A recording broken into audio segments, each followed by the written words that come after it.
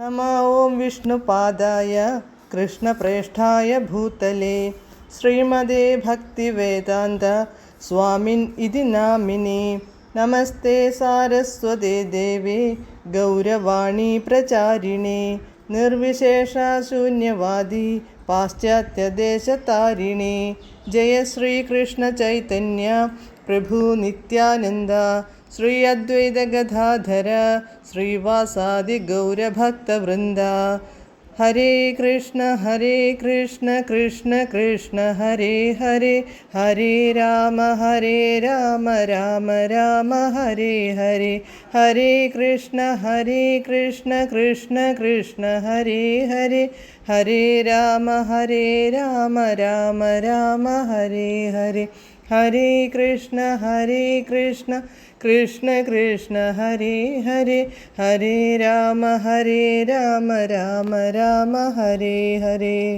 പരമദിവ്യോത്തമ പുരുഷനായ ശ്രീകൃഷ്ണ ഭഗവാന്റെ കഥകളാണ് ശ്രീകൃഷ്ണ എന്ന പുസ്തകത്തിലൂടെ പറയുന്നത്.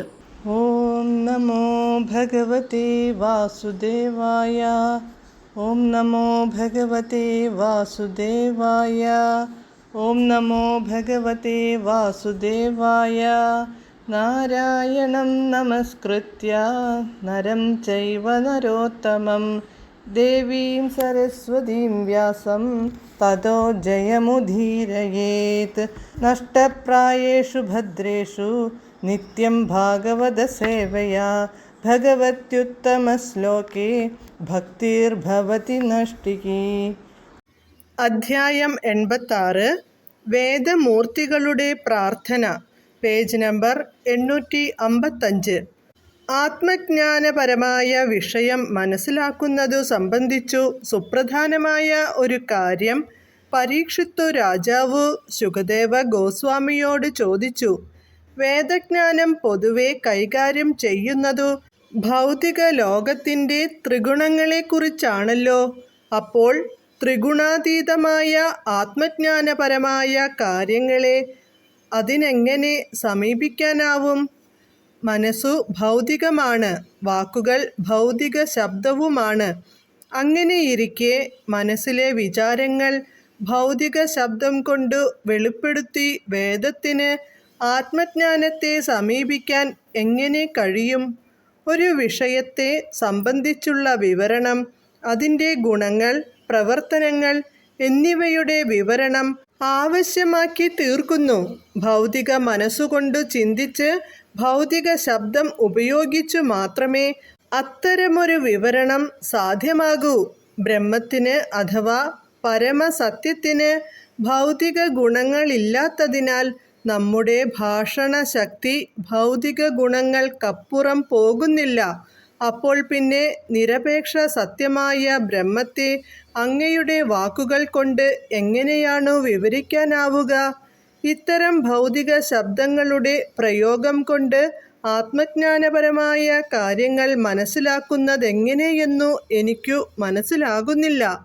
ആത്യന്തികമായി വേദങ്ങൾ നിരപേക്ഷ സത്യത്തെ മൂർത്തമായിട്ടാണോ അമൂർത്തമായിട്ടാണോ വിവരിക്കുന്നത് എന്നു ഉറപ്പാക്കുകയായിരുന്നു ഈ ചോദ്യത്തിൻ്റെ ഉദ്ദേശ്യം.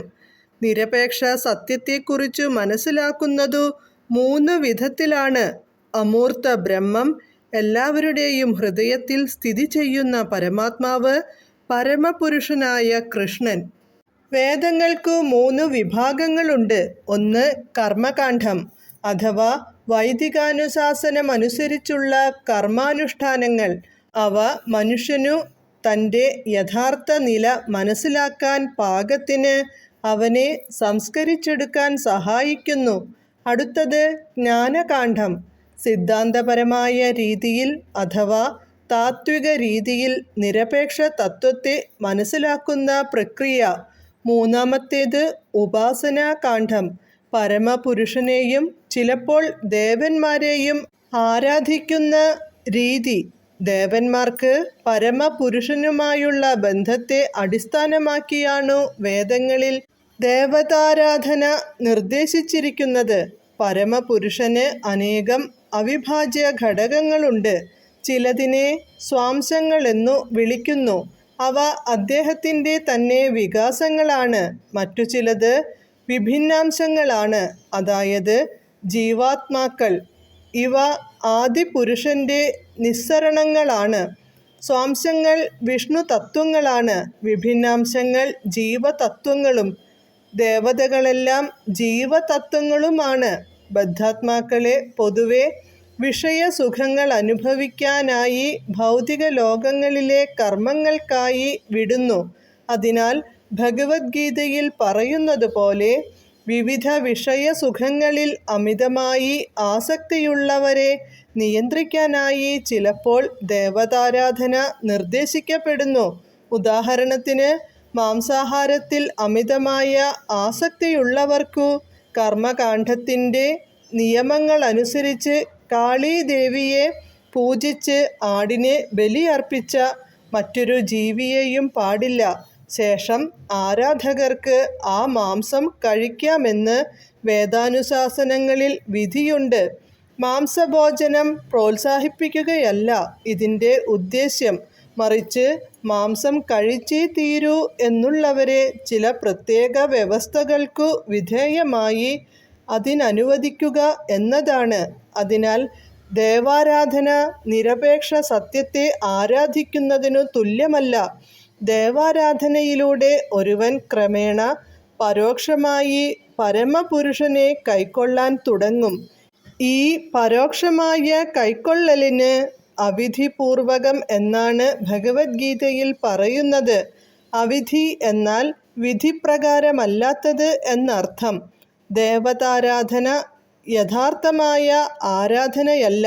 അതിനാൽ അമൂർത്തവാദികൾ നിരപേക്ഷ സത്യത്തിൻ്റെ അമൂർത്ത സങ്കല്പത്തിനു ഊന്നൽ നൽകുന്നു. നിരപേക്ഷ സത്യത്തിൻ്റെ അമൂർത്ത സങ്കല്പമാണോ മൂർത്ത സങ്കല്പമാണോ ആത്യന്തിക ലക്ഷ്യമാക്കേണ്ടതെന്നാണ് പരീക്ഷിത്തു രാജാവിൻ്റെ ചോദ്യം. എന്തൊക്കെയായാലും നമ്മുടെ ഭൗതിക സങ്കല്പത്തിനപ്പുറത്താണ് നിരപേക്ഷ സത്യത്തിൻ്റെ വ്യക്തിഗതവും അവ്യക്തിഗതവുമായ ഭാവങ്ങളെല്ലാം. നിരപേക്ഷ സത്യത്തിൻ്റെ അവ്യക്തഭാവമായ ബ്രഹ്മജ്യോതി കൃഷ്ണൻ്റെ ശരീരത്തിൽ നിന്നുള്ള കിരണങ്ങളാണ്. കൃഷ്ണൻ്റെ ശരീരത്തിൽ നിന്നുള്ള രശ്മികൾ പ്രപഞ്ചം മുഴുവൻ വ്യാപിച്ചു നിൽക്കുന്നു. ഭൗതിക മേഘം കൊണ്ടു ആവരണം ചെയ്തിരിക്കുന്ന ആ ദീപ്തിയുടെ അംശത്തിനെ സത്വം, രജസ്, തമസ് എന്നീ ത്രിഗുണങ്ങളുടെ പ്രപഞ്ചം എന്നു പറയുന്നു. അങ്ങനെ വരുമ്പോൾ ഭൗതിക ലോകം എന്നു വിളിക്കപ്പെടുന്ന ഈ മേഘാവൃതമായ അംശത്തിലെ വ്യക്തികൾക്ക് ജ്ഞാനമാർഗത്തിലൂടെ നിരപേക്ഷ സത്യത്തെ ഉൾക്കൊള്ളാൻ സാധിക്കുന്നതെങ്ങനെയാണ്? ഹരേ കൃഷ്ണ.